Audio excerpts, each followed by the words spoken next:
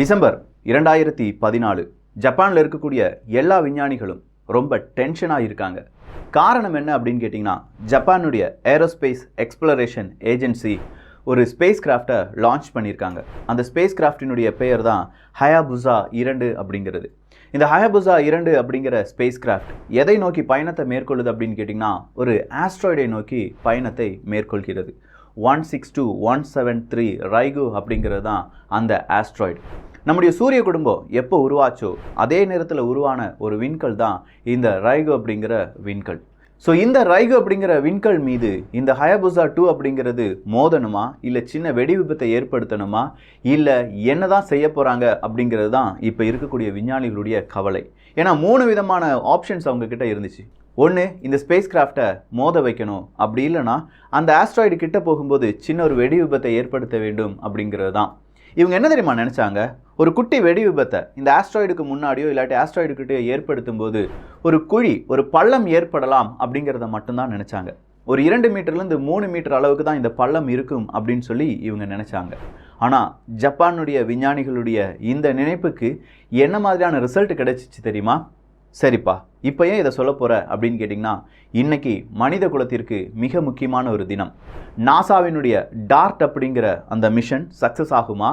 அப்படி double asteroid அப்படிங்கிறத நம்முடைய பூமியிலிருந்து வேறொரு திசைக்கு நம்ம திருப்பி விடக்கூடிய அந்த ஈவெண்ட் சக்ஸஸ் ஆச்சுன்னா, அடுத்ததாக யூரோப்பியன் ஸ்பேஸ் ஏஜென்சி வேறொரு திட்டத்தை கையில் வச்சுருக்காங்களே, அது என்ன அப்படிங்கிறதான் இந்த ஒரு பதிவில் பார்க்க போகிறோம்.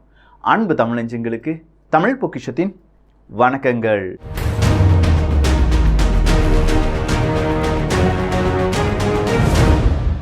டாபிக்குள்ளே போகிறதுக்கு முன்னாடி, நாசாவினுடைய JWST இந்த ஒரு தமிழ் ஆடியோ புக்கை ரிலீஸ் பண்ணியிருக்காங்க குக் எஃப்எம். இந்த ஆடியோ புக்கை நீங்கள் கேட்கணும்னா குக் எஃப்எம்மை டவுன்லோட் பண்ணிக்கோங்க. டவுன்லோட் பண்ணுறதுக்கான லிங்க் எல்லாமே டிஸ்கிரிப்ஷனில் கொடுத்துருக்கேன். அப்படி டவுன்லோட் பண்ண பிறகு TPM 50 அப்படிங்கிற கூப்பன் கோடை யூஸ் பண்ணிங்கன்னா வருடத்திற்கு 399 ரூபாய் கிடையாது, 199 ரூபாய்க்கு தமிழ் ஆடியோ புக் சம்மரி, இன்னும் பல லாங்குவேஜில் ஆடியோ புக் சம்மரி எல்லாமே நீங்கள் கேட்கலாம். நவம்பர் 24, 2021 ஸ்பேஸ் எக்ஸ் நிறுவனத்தினுடைய ஃபால்கன் 9 ராக்கெட் தான் இப்போது இந்த டார்ட் மிஷனை அட்டன் பண்ணக்கூடிய ராக்கெட். இந்த டார்ட் மிஷன் அப்படிங்கிறது வேறு எதுவுமே கிடையாது. 2 ஆஸ்ட்ராய்டு, அந்த ஆஸ்ட்ராய்டினுடைய பெயர் டிடிமெஸ் அப்படிங்கிறதும், அந்த டிடிமெஸ் அப்படிங்கிற ஒரு ஆஸ்ட்ராய்டை சுற்றி இன்னொரு ஆஸ்ட்ராய்டு சுழன்று கொண்டே இருக்கிறது, அதனுடைய பெயர் டிமார்ஃபஸ் அப்படிங்கிறதும் தான். ஸோ இந்த டிடிமெஸ், டிமார்ஃபஸ் இந்த 2 ஆஸ்ட்ராய்டையும் நம்ம என்ன செய்யணும், கொஞ்சமாக மோதி அது வர்ற வழியிலேருந்து அதை கொஞ்சம் அப்புறப்படுத்தணும். இப்படி அப்புறப்படுத்தும் போது நமக்கு என்ன நடக்க போகுது அப்படிங்கிறதான் ஒரு கேள்வி. மனித குலத்திற்கு எதிர்காலத்தில் பல பிரச்சனைகள் வரலாம், இல்லை மனித குலம் உருவாக்கி வைக்கும் விண்வெளியில் இருக்கக்கூடிய பலவிதமான அமைப்புகளுக்கு இன்டர்நேஷ்னல் ஸ்பேஸ் ஸ்டேஷன் மாதிரி நிறைய ஸ்பேஸ் ஸ்டேஷன் உருவாக்கப்படலாம். அப்படி உருவாக்கப்படும் போது அதுக்கு எதிராக ஒரு ஆஸ்ட்ராய்டு அப்படிங்கிறது, ஒரு விண்கல் அப்படிங்கிறது வரலாம். அந்த விண்கல்லினுடைய வழியை மாற்றி அமைக்க வேண்டும் அப்படிங்கிறதுக்கான மிக முக்கியமான சோதனையில் தான் இந்த நாசா ஈடுபட போகிறாங்க.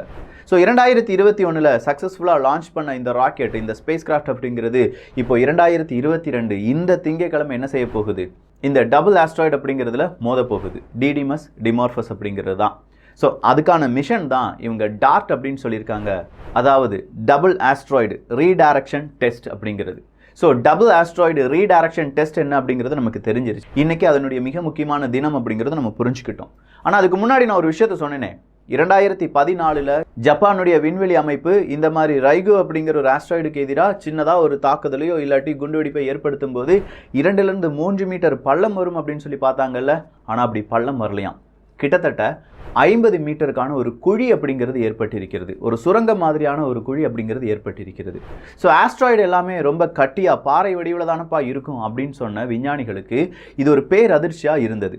2019, 2020 இந்த ஆஸ்ட்ராய்டினுடைய, இந்த ரைகு அப்படிங்கிற ஆஸ்ட்ராய்டினுடைய சின்ன சின்ன பொருட்களை எடுத்து எர்த்துக்கு ஒரு கேப்சூல் அப்படிங்கிறது ரிட்டர்ன் ஆகுது. அந்த கேப்சூலை ஸ்டடி பண்ணின விஞ்ஞானிகளுக்கு நேற்று ஒரு பெரிய சர்ப்ரைஸ் அப்படிங்கிறது காத்திருக்கு. இதுவரையிலும் கண்டுபிடிக்கப்படாத பல துகள்கள் சோலார் சிஸ்டத்தினுடைய அந்த ஆயுட்காலம் இல்லாட்டி அது எப்படி உருவானது அப்படிங்கிறதுக்கான ஸ்டடி பண்ணக்கூடிய ஒரு மெட்டீரியல், இதுவரையிலும் யாருக்குமே கிடைக்காத மெட்டீரியல் நமக்கு கிடைச்சிருக்கு அப்படின்னு சொல்லி இந்த ஜப்பானுடைய ஆராய்ச்சியாளர்கள் கூறுகிறார்கள். ஸோ ஒரு பக்கமாக ஜப்பானுடைய ஆராய்ச்சி இவ்வளோ பெருசாக இருக்கும்போது 2022 இப்போ நாசா செய்யக்கூடிய இந்த டார்ட் மிஷன் அப்படிங்கிறது சாதாரணமாக ஒரு ஆஸ்ட்ராய்டை வேறொரு பக்கத்துக்கு திருப்பி விடுவது தானா அப்படிங்கிற ஒரு கேள்வி நமக்குள்ளே வரலாம். ஆனால் நாசாவினுடைய திட்டம் அது மட்டும் கிடையாது. ஃபியூச்சரில் இப்படி ஒரு பிரச்சனை வரும், அதை நம்ம டைவர்ட் பண்ணுறதுக்கு இதெல்லாம் செய்யலாம். அது இல்லாமல் ஒரு ஆஸ்ட்ராய்டுக்குள்ள ஸ்பேஸ் கிராஃப்ட் அப்படிங்கிற விண்கலத்தை எப்படி அனுப்புவது, அப்படி அனுப்பும்போது அந்த விண்கல்லில் நிறைய மினரல்ஸ், ஆஸ்ட்ராய்டில் நிறைய மினரல்ஸ் இருக்கலாம். நான் முதலே சொன்ன மாதிரி நம்முடைய சூரிய குடும்பம் உருவாகும் போதே உருவாக்கப்பட்ட விண்கல்கள் அதெல்லாம். ஸோ அப்படிப்பட்ட விண்கல்ல என்ன வேணாலும் இருக்கலாம். வைரங்கள் இருக்கலாம், இல்லை பெரிய பெரிய மினரல்ஸ் இருக்கலாம், இல்லாட்டி ரேர் எர்த் எலமெண்ட்ஸ் இருக்கலாம். இது எல்லாம் எடுக்கணும்னா அதை நம்ம வழிக்கு கொண்டு வரணும், இல்லாட்டி அது வழிக்கு நம்ம போகணும். அதுக்கு அந்த ஆஸ்ட்ராய்டை பற்றி ஃபுல் டீட்டெயில்ஸ் நமக்கு தெரியணும். இந்த ஃபுல் டீட்டெயில்ஸை இந்த நாசாவினுடைய டார்ட் அப்படிங்கிற மிஷன் வழியாக நம்மளால் தெரிந்து கொள்ள முடியுமா அப்படின்னு பார்த்தா இல்லை. ஆனால் அதுக்கு பின்னாடி நாசா போட்ட திட்டமே வேறு. எப்போ இந்த டார்ட் அப்படிங்கிற மிஷன் சக்ஸஸ் ஆகுதோ அப்போ இருந்து ஒரு கவுண்டவுன் அப்படிங்கிறது ஸ்டார்ட் செய்யப்படும். இந்த கவுண்டவுன் அப்படிங்கிறது அடுத்த மிஷனுக்கான கவுண்டவுன். அந்த மிஷனுடைய பெயர் தான் மிஷன் ஹீரா அப்படிங்கிறது. இந்த மிஷன் ஹீராவை யார் செய்ய போகிறாங்க அப்படின்னு கேட்டிங்கன்னா ஐரோப்பிய ஒன்றியத்தினுடைய யூரோப்பியன் ஸ்பேஸ் ஏஜென்சி. இந்த யூரோப்பியன் ஸ்பேஸ் ஏஜென்சி மிஷன் ஹீராவை சக்ஸஸ்ஃபுல்லாக 2024 லான்ச் பண்ணுவாங்க. ஹீரா அப்படிங்கிறதுக்கு மீனிங் என்ன அப்படின்னு கேட்டிங்கன்னா குயின் ஆஃப் த காட்ஸ் அப்படின்னு சொல்லுவாங்க. So queen of the gods அப்படிங்கிறது மிஷன் டார்ட் அப்படிங்கிறது கம்ப்ளீட் ஆனாதான் தொடங்கப்படும் என்பது தான் நாசா மற்றும் யூரோப்பியன் ஸ்பேஸ் ஏஜென்சியினுடைய ஒப்பந்தம்.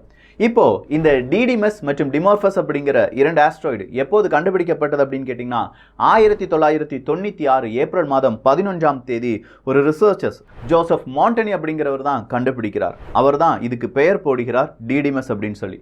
டிடிமஸ் அப்படின்னா கிரேக்கத்தில் ட்வின் அப்படிங்கிறது தான் பொருள். இந்த டிடிமஸ் கூடவே இன்னொரு விண்கல் அப்படிங்கிறது சுற்றி வருகிறது. சொல்லப்போனால் பூமியை நிலவு சுற்றுற மாதிரி இந்த டிடிமஸை டிமோர்பஸ் அப்படிங்கிற ஒரு நிலவு சுற்றி வருகிறது, ஒரு விண்கல் சுற்றி வருகிறது. இதனால தான் இதுக்கு ட்வின் அப்படின்னு சொல்லி பெயர் போட்டிருக்காங்க. அதனுடைய கிரேக்கத்தினுடைய பெயர் தான் இந்த டிடிமஸ் அப்படிங்கிறது. ஸோ ஒட்டுமொத்தமாக இந்த டிடிமஸ் அப்படிங்கிற ஆஸ்ட்ராய்டு பூமிக்கு ஏதாவது ஆபத்தான ஆஸ்ட்ராய்டா அப்படின்னு பார்த்தா சுத்தமாக கிடையவே கிடையாது. கிட்டத்தட்ட 11 மில்லியன் கிலோமீட்டர் தள்ளி தான் இந்த ஆஸ்ட்ராய்டு அப்படிங்கிறது வலம் வரப்போகிறது அப்படின்னு சொல்லலாம். ஸோ 11 மில்லியன் கிலோமீட்டருக்கு அப்பால் இருக்கக்கூடிய ஒரு ஆஸ்ட்ராய்டை நாம் அடித்து விடுவதால், இல்லாட்டி கொஞ்சமாக அதனுடைய வழியை மாற்றி விடுவதால் அடுத்ததான் நம்ம செய்யக்கூடிய ரிசர்ச்சை தான் இங்கே பெருசாக பார்க்குறாங்க.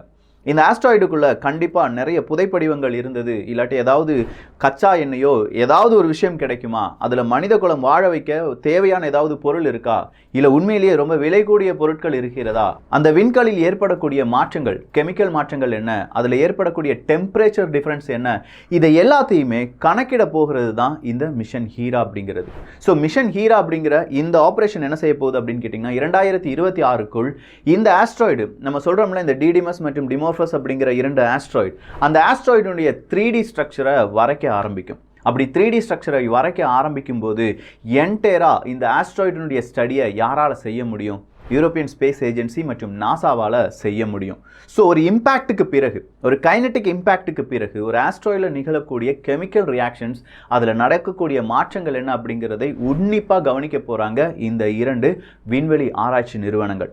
அப்படி உன்னிப்பாக கவனிப்பதனால எதிர்காலத்தில் இவங்களுக்கு என்ன வேணுமோ அதை அவங்களால செய்ய முடியும். உதாரணத்துக்கு ஒரு ஆஸ்ட்ராய்டை கட்டி இழுக்க முடியும் அப்படின்னு சொல்லப்படுகிறது. ஸோ ஒரு ஆஸ்ட்ராய்டை கட்டி இழுக்க முடியுமா அப்படின்னு பார்த்தா அதுவும் சாத்தியம்தான் அப்படின்னு சொல்கிறாங்க. அந்த ஆஸ்ட்ராய்டினுடைய ஸ்பீடுக்கு இணையாக நம்ம சொல்லக்கூடிய ஹீரா மிஷனையோ இல்லாட்டி வேறு ஏதாவதையோ ஒரு ஸ்பேஸ் கிராஃப்டை அனுப்பி அந்த ஸ்பேஸ் கிராஃப்ட்லேருந்து கண்டிப்பாக ஒரு ஆஸ்ட்ராய்டை நம்மளால் என்ன செய்ய முடியும்? அதனுடைய வேகத்தையோ இல்லாட்டி அதனுடைய வழியையோ மாற்றி அமைக்க முடியும். கட்டி போடுதல்னா சாதாரண கட்டி போடுதல் கிடையாது. சின்ன சின்ன இம்பேக்ட் வழியாக அதனுடைய வேகத்தை, அதனுடைய வழியை மாற்றி அமைக்க முடியும் அப்படிங்கிறது தான் இவங்க செய்ய போகிற சாதனை, சோதனை. ஸோ டிமோர்பஸினுடைய ஒரு 3D மேப் அப்படிங்கிறத இவங்க கண்டுபிடிச்சிட்டாங்க, இவங்க ஃபுல்லாக எடுத்து ரெடி பண்ணிட்டாங்க. அப்படின்னா அடுத்ததாக இவங்க செய்யக்கூடிய மிஷன்ஸ் என்னவா இருக்கும் அப்படின்னு கேட்டிங்கன்னா அதில் இருக்கக்கூடிய ஏதாவது பொருட்களை பூமிக்கு கொண்டு வரதுக்கு ட்ரை பண்ணுவாங்க. இதையும் இந்த மிஷன் ஹீரா வழியாக யார் செய்வாங்க? யூரோப்பியன் ஸ்பேஸ் ஏஜென்சி செய்வாங்க. அப்படி கிடைக்கக்கூடிய இந்த பொருட்களை நாசாவும் சேர்ந்து பலவிதமான ஆய்வுக்கு உட்படுத்துவார்கள். அந்த ஆய்வின் முடிவில் மனித குலத்திற்கு எதிராக என்ன நடக்கப் போகிறது, ஃபியூச்சரில் இப்படிலாம் நடந்தால் என்னென்ன செய்ய வேண்டும் அப்படிங்கிறத நாசாவும் யூரோப்பியன் ஸ்பேஸ் ஏஜென்சியும் இந்த உலகத்துக்கு அறிவிப்பாங்க. ஸோ எதிர்காலத்துக்கு தேவையான ஒரு திட்டமா அப்படின்னு பார்த்தா இல்லை, கடந்த காலத்தை பற்றியும் படிப்பதற்கான ஒரு திட்டம் தான் இது. கடந்த காலம்னா ஒருவேளை இந்த நம்முடைய பால்வெளி அப்படிங்கிறது எப்படி உருவானது, அப்படி உருவாகிறதுக்கு முன்னாடி என்னென்ன பிரச்சனைகள், என்னென்ன கெமிக்கல்ஸ், எப்படி என்ன ரியாக்ஷன்ஸ் அப்படிங்கிறதெல்லாம் இந்த ஒரு ஆஸ்ட்ராய்டு வழியாக, ஆஸ்ட்ராய்டினுடைய துகள் வழியாக நமக்கு கிடைக்கும் அப்படின்னு சொல்லப்படுகிறது. ஸ்டார் டஸ்ட் அப்படிங்கிறதெல்லாம் இவங்க ஈஸியாக இந்த விண்கல் வழியாக வைத்து படிக்கலாம் அப்படின்னும் பல விஞ்ஞானிகள் நம்பிக்கை வாக்குறுதிகள் கொடுக்கிறார்கள். ஸோ இந்த டார்ட் அப்படிங்கிற மிஷனை கைனடிக் இம்பேக்டர் அப்படின்னு சொல்லி அழைக்கிறாங்க. இந்த கைனடிக் இம்பேக்டர் மட்டும் சக்ஸஸ்ஃபுல்லாக தயாராகிவிட்டது அப்படின்னா ஒரு பிளானட்டரி டிஃபென்ஸ் சிஸ்டத்தை நாசாவால் உருவாக்க முடியும். பிளானட்டரி டிஃபென்ஸ் சிஸ்டம் அப்படின்னா வேறு எதுவுமே இல்லை. பல ஹாலிவுட் படத்தில் நம்ம பார்த்துருக்கோமே, பூமியை தாக்க வரக்கூடிய ஏலியன்கள், இல்லாட்டி ஏலியன்கள் மாதிரி இருக்கக்கூடிய ஏதாவது ஒரு விண்கல், அதுலேருந்து பூமியை காப்பது எப்படி அப்படின்னு சொல்கிற அந்த ஒரு டிஃபென்ஸ் சிஸ்டம் தான். ஸோ பூமியை சுற்றி இதே மாதிரி இப்போ நம்ம சொல்லக்கூடிய இந்த டார்ட் அப்படிங்கிற மிஷன் மாதிரியே பல மிஷன்ஸ் அப்படிங்கிறது நிறுத்தி வைக்கப்படும். அப்படின்னா உங்கள்கிட்ட ஒரு கேள்வி இருக்கலாமே, இன்னும் ஒரு 20 வருடங்களுக்கு பிறகு 50 வருடங்களுக்கு பிறகு பூமியை தாக்கக்கூடிய விண்கல் எல்லாமே நம்ம படித்து வைத்திருக்கோமா அப்படின்னு கேட்டால் கண்டிப்பாக நம்ம படித்து வச்சுருக்கோம். ஒரு விண்கல் எவ்வளோ தூரத்தில் இருக்குது, அது எந்த மாதிரி பயணத்தை மேற்கொள்கிறது, அவ்வளோ பயணம் அவ்வளோ ஸ்பீடில் வரும்போது பூமியை நெருங்குமா நெருங்காதா, இது எல்லாத்தையுமே நம்முடைய விஞ்ஞானிகள் படிச்சுட்டு இருக்காங்க. அப்படி படிக்க படிக்க விஞ்ஞானிகளுக்கு ஒரு விஷயம் புரியும். இந்த விண்கல் இந்த பூமியை நோக்கி இப்படி வரலாம், இந்த வருடத்தில் வரலாம் அப்படின்னு சொல்லி அவங்களுக்கு ஒரு புதிய கிளாரிஃபிகேஷன் கிடைக்கும். அந்த கிளாரிஃபிகேஷனுடைய அடிப்படையில் ஆல்ரெடி நம்ம என்ன செஞ்சு பார்த்துட்டோம். இப்போ டார்ட் அப்படிங்கிற மிக முக்கியமான 2 ஆஸ்ட்ராய்டை அதனுடைய பாதையிலிருந்து திருப்பி விட்டுருப்போம்ல, அந்த எக்ஸ்பீரியன்ஸை வச்சு அந்த ஆஸ்ட்ராய்டுக்கு எதிரான ஒரு டிஃபென்ஸை நம்ம எங்கே ஆரம்பிப்போம், பூமியில் ஆரம்பிப்போம். இதை தான் பிளானட்டரி டிஃபென்ஸ் அப்படின்னு சொல்கிறாங்க. ஸோ அந்த ஆஸ்ட்ராய்டு வர்றதுக்கு முன்னாடி ஒரு 2100லையோ 2110லையோ எப்பாவது ஒரு இடத்துல நம்ம என்ன செய்வோம், அடுத்ததாக ஒரு விண்கலத்தை ஏவி விடுவோம். அந்த விண்கலம் அந்த ஆஸ்ட்ராய்டு கூட மோதியோ இல்லாட்டி இந்த விண்கலத்தில் சின்னதாக ஒரு அணு ஆயுதத்தை வைத்தோ அங்கே அனுப்பி விடுவோம். அதனுடைய பாதையை மாற்றுவதற்கு, இல்லாட்டி அந்த விண்கல் அதுக்குள்ளே என்ன இருக்குது அப்படிங்கிறத படிப்பதற்கு, அதில் இருக்கக்கூடிய மினரல்ஸ் இல்லாட்டி அதில் இருக்கக்கூடிய இயற்கை வளங்களை எடுப்பதற்கு அப்படின்னு சொல்லி இது ஒரு நீண்ட நெடிய ப்ராஜெக்டாக மாற்றப்படும். இதற்காக பல தனியார் நிறுவனங்களும் இப்போ என்ன செய்ய ஆரம்பிச்சிருக்காங்க, போட்டி போட ஆரம்பிச்சிருக்காங்க. ஏன்னா விண்கல் அப்படிங்கிறது விண்வெளியில் நிறையவே இருக்குது. அந்த விண்கல்லில் புதையல்கள் இருக்குது அப்படிங்கிறது தெரிந்து விட்டது என்றால் நிச்சயமாக பல தனியார் நிறுவனங்கள் இதற்கு பின்னாடி வர ஆரம்பிப்பாங்க. அப்படி வர ஆரம்பிச்சிட்டாங்கன்னா ஒன்று சொல்கிறேங்க, பல கோடி டன் தங்கம் ஒரு ஆஸ்ட்ராய்டில் இருக்குது அப்படிங்கிற உண்மை மட்டும் வெளியில் வருது அப்படின்னா இங்கே பல ஸ்பேஸ் நிறுவனங்கள் உதயமாகும். அது எத்தனை வருடங்களுக்கு பிறகு அவங்களுக்கு கிடைக்குதோ இல்லையோ அதுக்கான எல்லா ஆயத்த நடவடிக்கைகளிலும் மனிதர்கள் ஈடுபடுவார்கள்.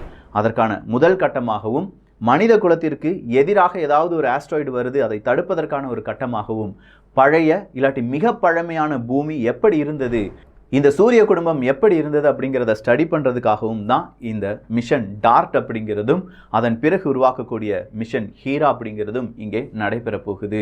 ஸோ மனித குலத்திற்கு இது மிக முக்கியமான மிஷன் அப்படிங்கிறது உங்களுக்கு புரிஞ்சிருக்கும். பல டீட்டெயில்ஸை நம்ம இங்கே பகிர்ந்திருக்கிறோம். கேட்பதற்கு ஒரு ஹாலிவுட் படம் மாதிரி இருந்தாலும் இதெல்லாம் நடக்க போகுது. அப்படி நடக்கும்போது என்னென்ன விஷயங்கள் நமக்கு கிடைக்கும் அப்படிங்கிறது மட்டும்தான் நம்முடைய கேள்வி. அந்த கேள்விக்கான பதில் எப்போது கிடைக்குது அப்படின்னா தமிழ் பொக்கிஷம் கண்டிப்பாக அதை பதிவு செய்யும். ஸோ இந்த ஒரு காணொலி எப்படி இருந்துச்சு அப்படிங்கிற உங்களுடைய கருத்துக்கள் இங்கே வரவேற்கப்படுகின்றன. எல்லோரும் தமிழ் பொக்கிஷத்தில் இணைந்திருங்கள். நல்லதை பகிர்ந்து நல்ல சமுதாயத்தை உருவாக்குவோம். நன்றி, வணக்கம்.